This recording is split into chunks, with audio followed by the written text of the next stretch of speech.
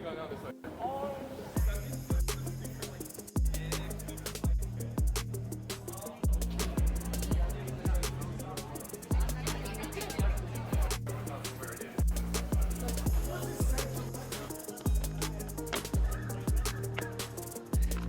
I'm recording this episode today during Digital Health Week, which is co-hosted by the University of Melbourne, University of Sydney, and this campus, the University of New South Wales.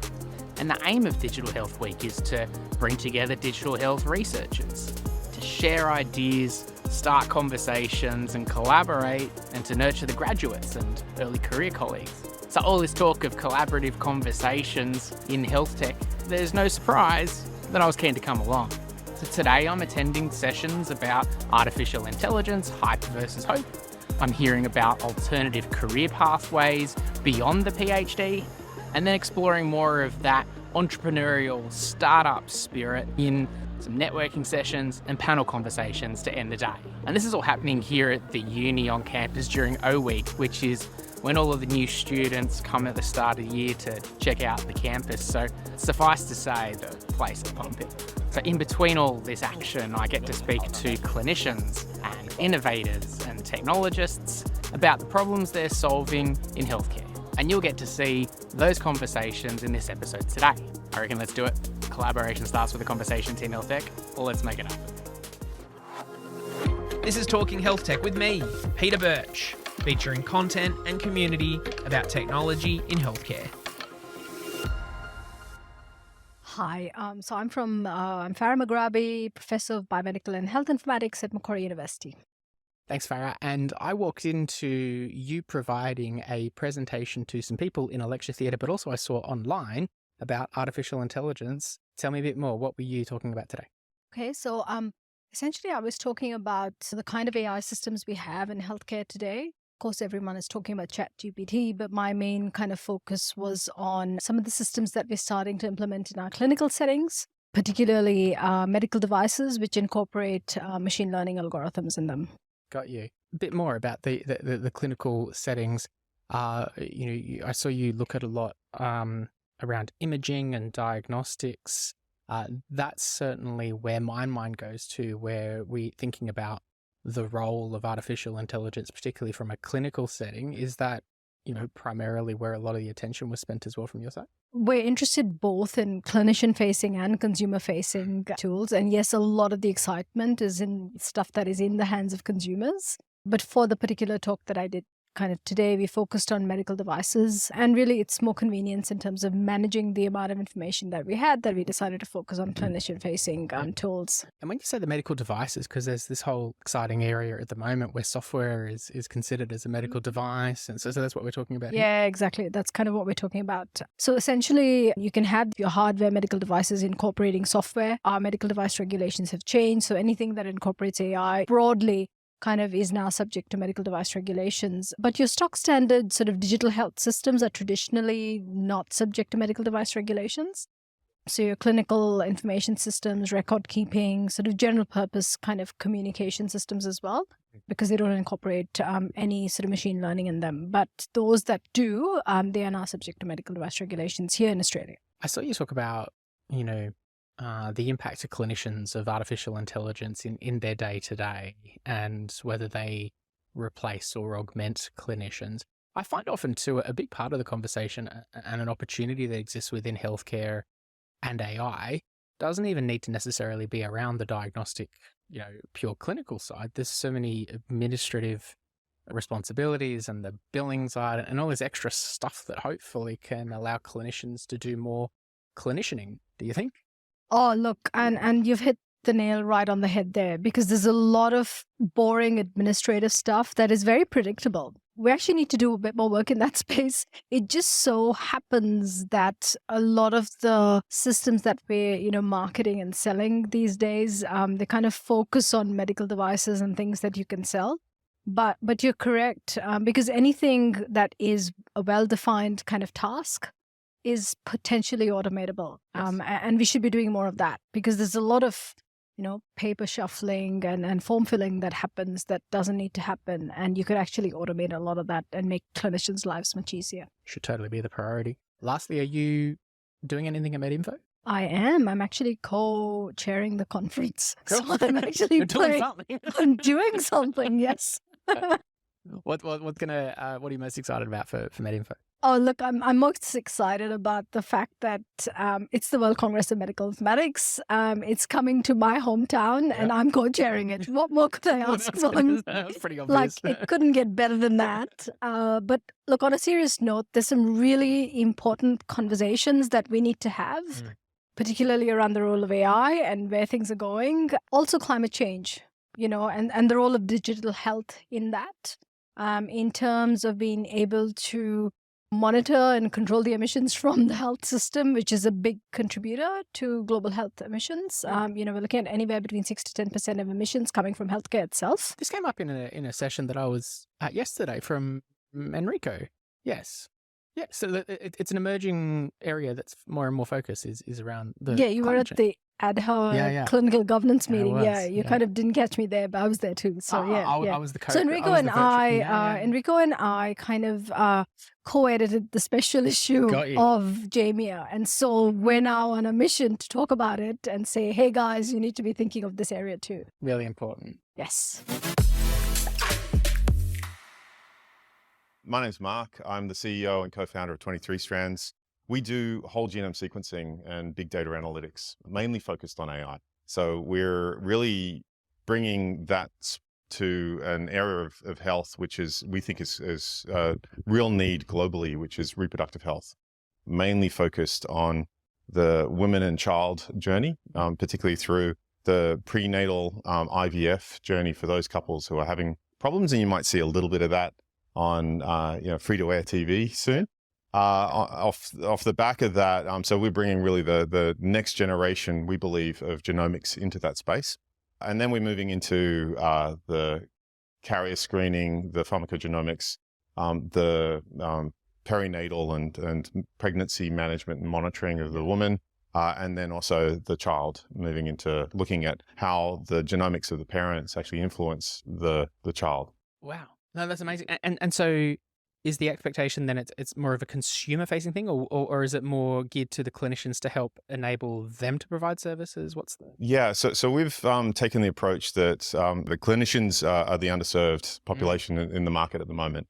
There are quite a few companies out there working on direct to consumer products, but what we found is that within the clinical space, not as much has been given to the clinicians. And this group of amazing people who've gone through amazing education, who don't have much time, is really the problem we're trying to solve, is delivering insights to the patients, to that group.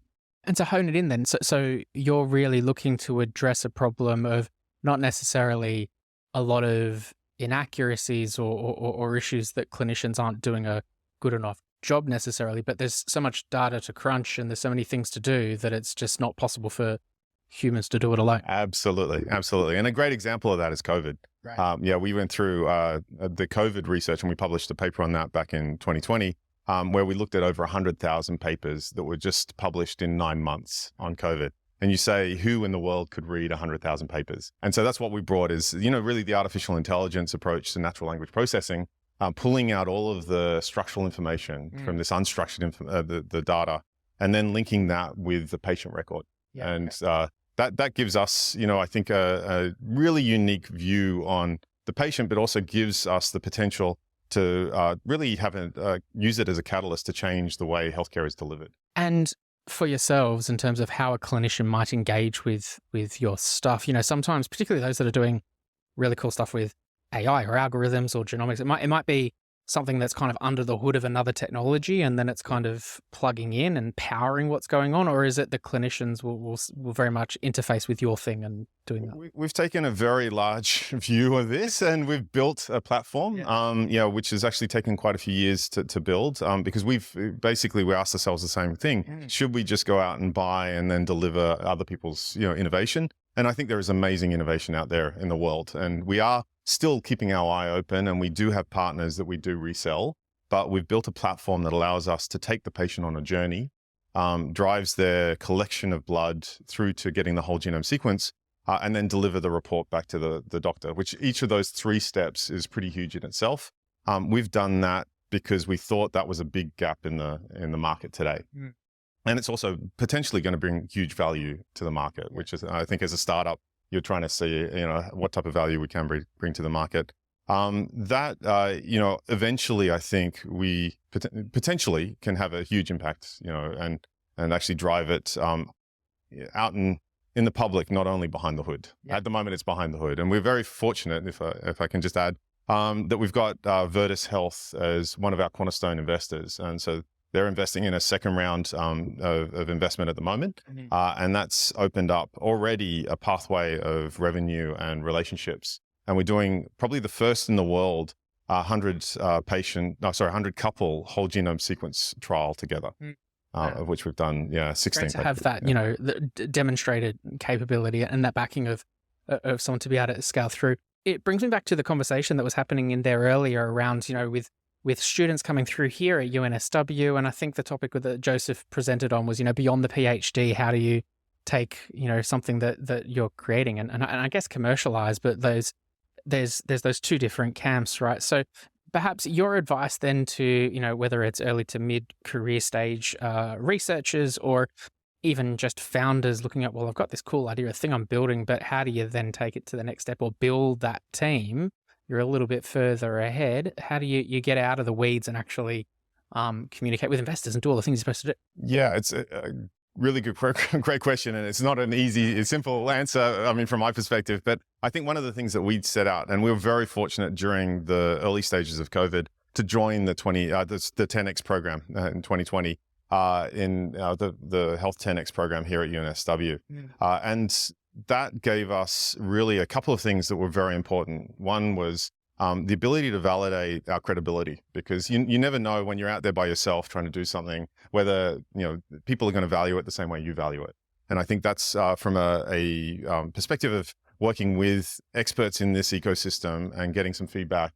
First of all, we got some excitement and we said, yes, okay, we're on the right general direction. But then also during that program, we had the access to the amazing advisor network that came with.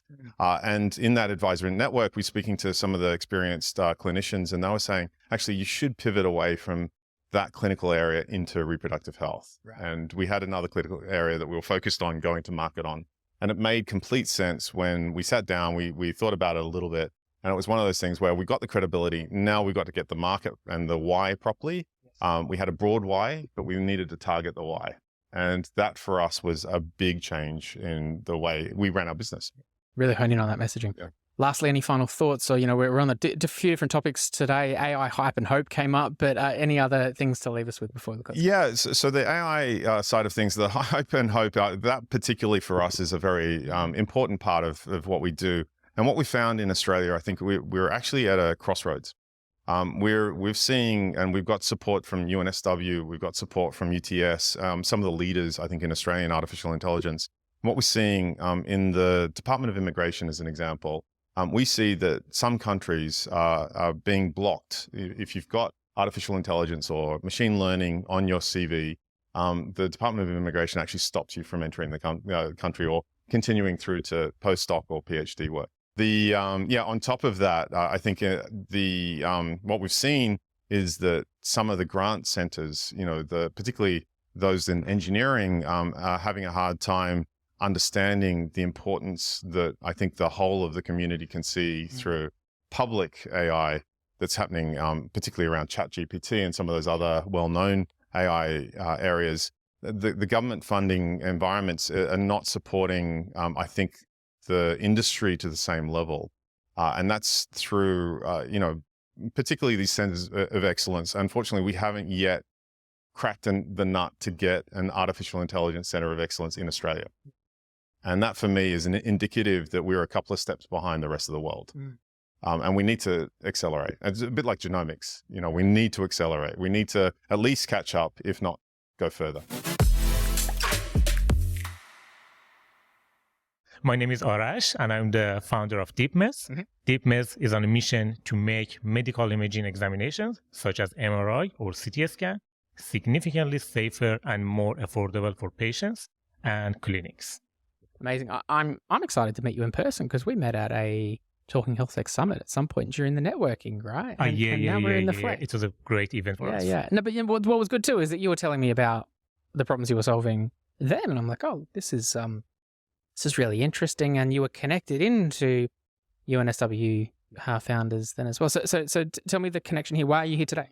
So we started around a year ago, and so we were working on the product development, and then we joined the UNSW's accelerator program, and they helped us to validate the business model, to make connections into the industry, into the people who are experts in this area, and then we gradually come up with a business model that we can guess it's going to work in a real world setting, because everything is on the paper, and until you have a real conversation with medical imaging center, that's the time you're kind of sure that this is something that's going to work in the future. Yeah, and so this has been your professional background, right? And now it's taking what's theoretically possible, but turning it into a product.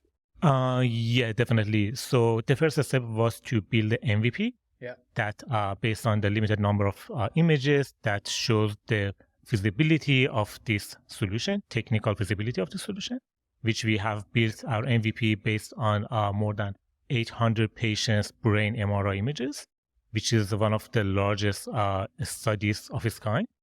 And then after doing the feasibility study, we are going to work on the real product, which means that we are going to deploy our MVP in some clinics in Australia to test it using real world data, to test it on an expanded data set, to see how radiologists work with this kind of product. Are they interested? If they see any kind of, if they need any more features, or if they need change, So MVP is just a first version of the product, which makes sense only in the development team.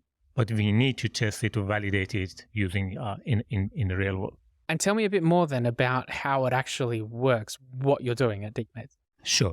We are developing an AI-based solution that can reduce the dosage of contrast agents in medical imaging examinations. For example, MRI or CT scan. Contrast agents are chemical substances that are injected into the vein to increase the quality of medical images. And they have been in the market for the past 50 years. And the market of contrast agents has been untouched. The market is operating in a traditional method using chemical substances. But today, with the advancement in the AI technology, deep learning technology, it's time to change. The reason is that those contrast agents have, kind of side effects on patients, and they are not safe for all groups of patients. Patients with kidney problem, pregnant female, small children, they cannot receive the full dose of contrast, which may lead to misdiagnosis. And our solution can reduce the dosage of contrast by at least 80%, make it safer. I mean, because I've had quite a few MRIs in my time, and it's literally, right, you need to make your insides glow in the dark, right? That's what they do. That's what they do. So that can't be that good for you if done over a longer period of time, right? So you're saying less of that chemical needs to be put inside somebody so that you can actually still get the same results, and you're using AI to be able to do that. Yeah, exactly. So, FDA or TGA have already announced some warnings against the buildup of contrast into the brain and bones. And on the other hand, they are very expensive. They're expensive for medical imaging centers. They are one of the most expensive consumable item costs in clinics. And that's the reason we believe that there's a great value in having such product that can reduce the dosage by at least 80%, which makes a really sense for clinicians and patients. How have you found that journey of, taking, it's a little bit chicken and egg, right? So to be able to raise funding to be able to build something, you've got to be able to demonstrate that it's capable, but to be able to demonstrate, you need the funding to be able to build the thing. How have you, going through the process, and granted, you're probably still going through it right now. What is it like finding that balance and getting that buy-in? Actually, raising funding is one of the biggest challenges. It's not just for DeepMeds, but I assume that many other startups face the same challenge. So the way we handled this challenge was that, so Australia is a great place to test and validating the solution. There are different grants, from MVP grants to AC grant, other grants, and also the University of New South Wales or other accelerating programs. They are supporting you until a stage that you can have a validated MVP or validated business model. And then you are almost ready to present your idea to the investors and, get the seed funding or pre-seed funding and so on. But I really believe that Australia is a great place because of the support of the government, because of the support of the ecosystem to build this kind of product and then expand it, then scale the product and getting the funding from, VCs, angel investors. Yeah, definitely. I think leveraging those grants and those programs and the communities up front to really get as much value out of that as possible to then get to a point where then you need to make that bigger investment. That's definitely the way. And look, lastly, as a community, as an ecosystem, how can we support you and DeepMeds kind of get to that next point that you need to in 2023? Our next milestone is to, as I mentioned already, is to get to bring our MVP into some clinics for the validation phase, working with researchers to publish the result of our findings in peer review publication and, this kind of publication. But we need to have the support of Radiology Society, to have the support of VCs and angel investors to bring this product to life. This is very important. This is the next major milestone for us. Hi, my name is Monzurul. You can call me Monz. That's my short name. Mm-hmm. I am a researcher and entrepreneur in rehab technologies. So you're wearing a few hats there, bringing the research and the entrepreneurial aspects together. And what's the product of all those things coming together? So first, I'm a researcher because I'm a research fellow at UNSW, Sydney, co-affiliated with Neuroscience Research Australia. I started this fellowship 2 years ago, roughly 2 years ago, when I moved to Australia from Hong Kong. So long story short, I did my PhD in neuroscience, and I do research over the last 15 years on spinal cord injury rehabilitation. And throughout this research, I realized that research is excellent, while we need this research translation to make a big social impact or any significant impact to the society. So there comes the entrepreneurship, and I'm very lucky and honored to be part of UNSW Founders Program last year to have that hat. And so taking this research in you mentioned spinal cord surgery? Spinal cord injury. Spinal cord injury? And taking that into a product? Yes. The treatment. My research is on neuromodulation, and neuromodulation is can be done by pharmacologically, also recently found that electrically. And this electrical neuromodulation, during my postdoc training from UCLA, from California, we have quite a number of success with the spinal cord neuromodulation.